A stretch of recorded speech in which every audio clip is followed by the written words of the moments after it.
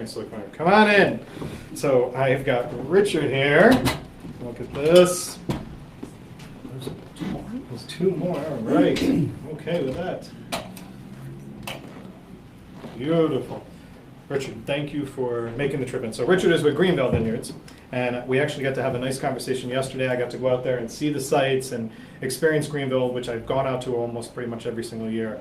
It is a spectacular. I have some pictures I'll be posting up later. I was out watching the water while sipping some wine, and yet sailboats going by on the water out there. It was just breathtaking. And Richard is the winemaker for Greenvale. So he, like my first guest coming in, has a deep, deep sense of the property and what's going on. How long have you been with Greenvale? It'll be hard to believe for me, 20 years in November.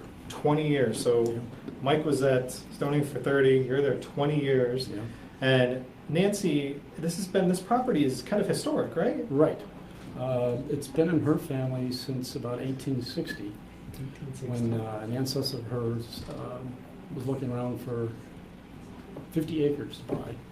And he wanted to become a gentleman farmer, and the idea was to farm the property during the day and study the classics at night. So that's what he did. He raised prize-winning cattle at that time. And then fast forward to 1982, and that's when the family started planting grapes. So that was the first year that grapes were on the property. So it kind of went from a farm all those years to being the vineyard side of things. Yeah, there was a period of time where it was not really used very much. Yeah. But then revived in the. So how many acres is it now? We were talking about this yesterday when I was there. Yeah, the original farm is 52 acres. And probably about 10 years ago, the family bought another 21 acres just up the driveway from Greenvale. So it's kind of this unique drive when you're coming down, almost kind of like Carolyn's, but this is when you walk in automatically, you've got some homes that are situated in the long drive down. You've got hay bales on the way as you're driving in, and then all of a sudden you hit vines. And there's a special vine that I saw that I'm going to bring up in a little bit, but there's a special vine that I saw on the way in that really caught my interest. But there's an old the farmhouse that dates back to the 1790. 1790. Yeah, it was owned. The house was owned by a ferryman that ran a ferry across the river. Right there. Really? Yeah. So there's an old farmhouse. There's all these vines being planted. There's the tasting room that's there, and then just a little bit down another driveway where I was sneaking in to take the pictures. There's another house, right? Right. Yeah, the main house there. The main house. So Richard and I were having this conversation yesterday, and I definitely want Nancy and Richard to share some more of this with us. But you were preparing for some events there this weekend, right? Correct. There's 2 weddings taking place down there. 2 weddings there. Yep. And the goal down the road may be that property could be used for more event ones, right? Yeah. We have a lot of opportunities for more events down there, I think. It is when I tell you the view is just incredible, okay? It's incredible. If this house becomes that and they can make this happen for events, you're going to be drinking a lot of Greenvale wine because you're going to want to be down there all the time because it's a spectacular view. So how many different wines do you produce from the property? 8. 8 wines. 8 wines. Let's talk about those 8 wines. Give me an overview of the 8 wines. Okay, well, we grow 5 white varieties of grapes, Chardonnay, Pinot Gris, Albarino, and then 2 hybrids, Vidal Blanc and Cayuga. And we also grow 3 reds, Cabernet Franc, Malbec, and Merlot.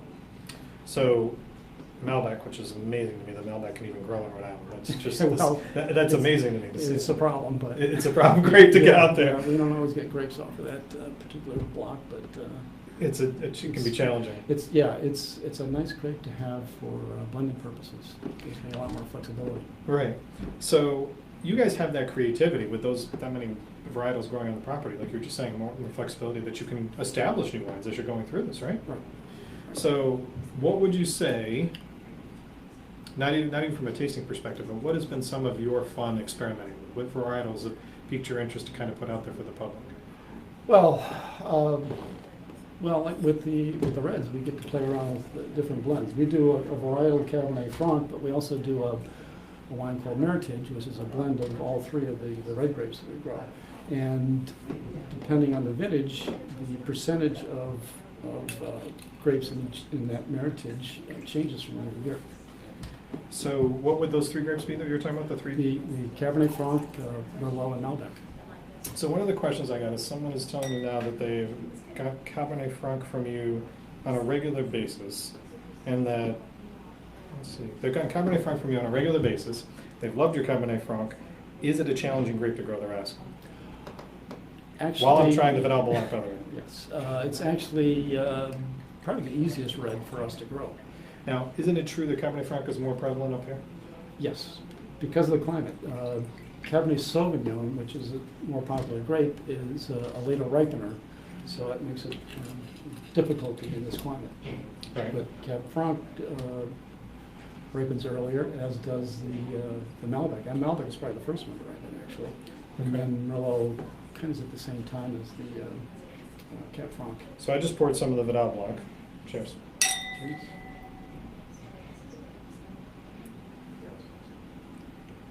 Absolutely delicious.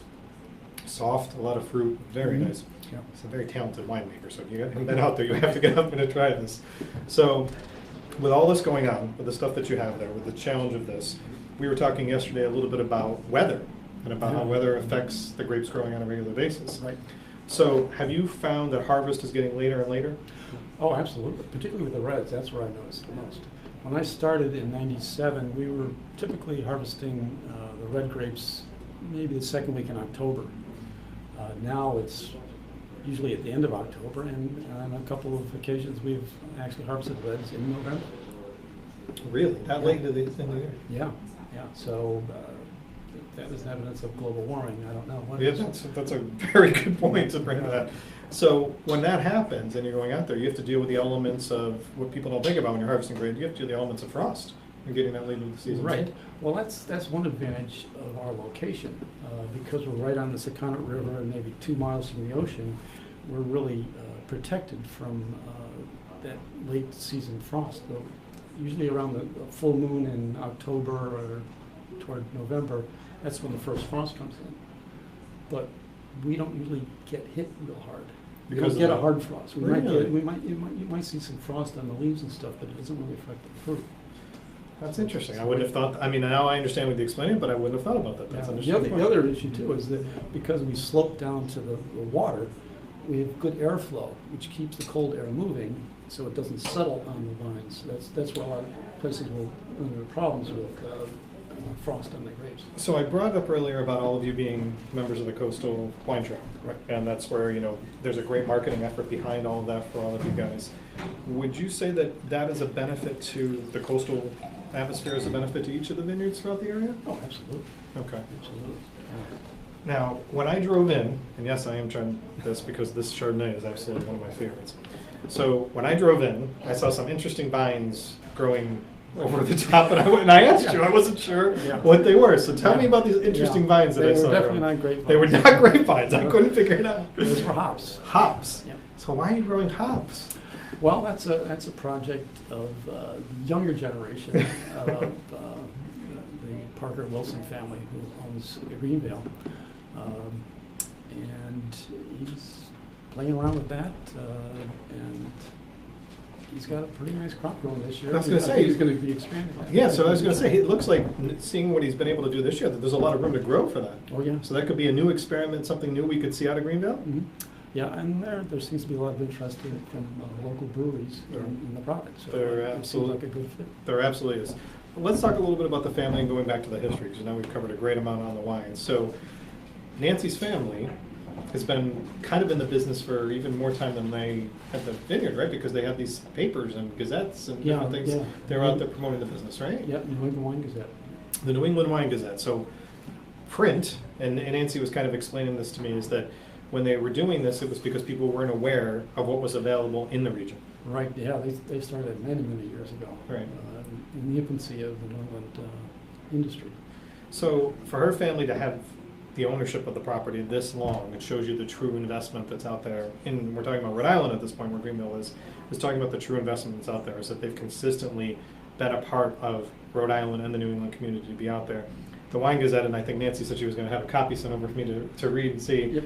I would find absolutely fascinating to know about that, because what we're doing today is exactly what she was trying to do all these years ago, was to still promote what is out there and to have you go take advantage of this. Now, there's other vineyards that are on the Coastal Wine Trail that are literally only a couple miles from you, Right. with Newport, right? Right. Newport Vineyards. Yep.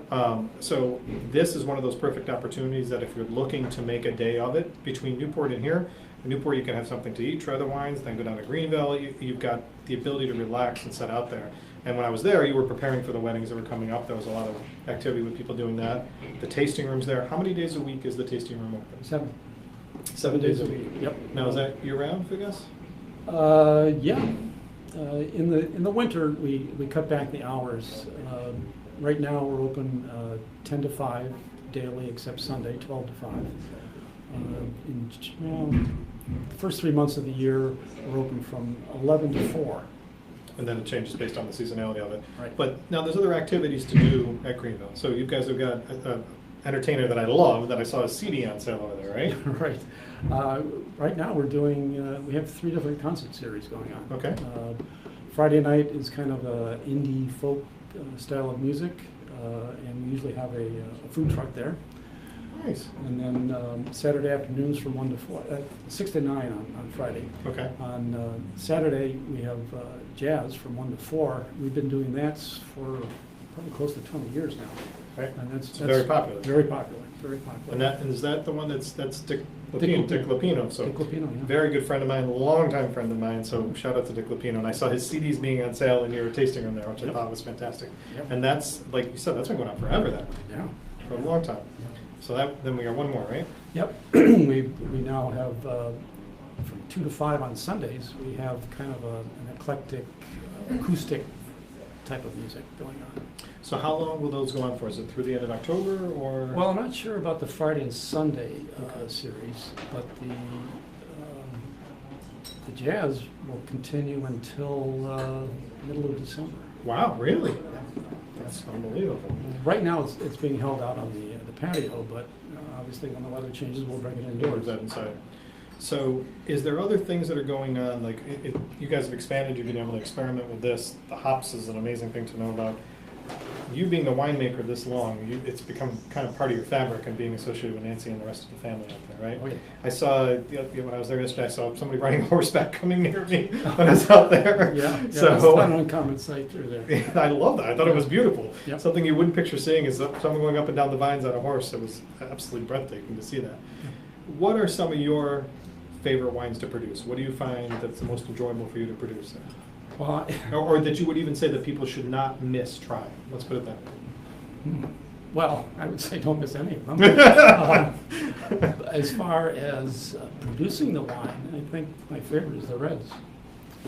It's a lot more hands-on. We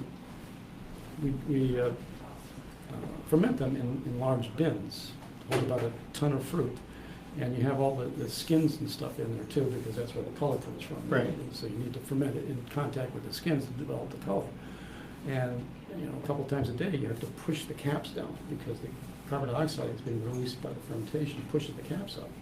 So in order to get good color extraction from the skins, you have to push it down all the time. So it's a lot of work. It's a lot of work, but the thing when it starts out, you have very red, dark red fruit. Okay. And as the fermentation progresses, it changes. The color of it The changes. color, because it's coming out of the skins and going into the juice. The juice is very light in the beginning, and it becomes very dark. And then as it goes on, the skins turn kind of brown, actually.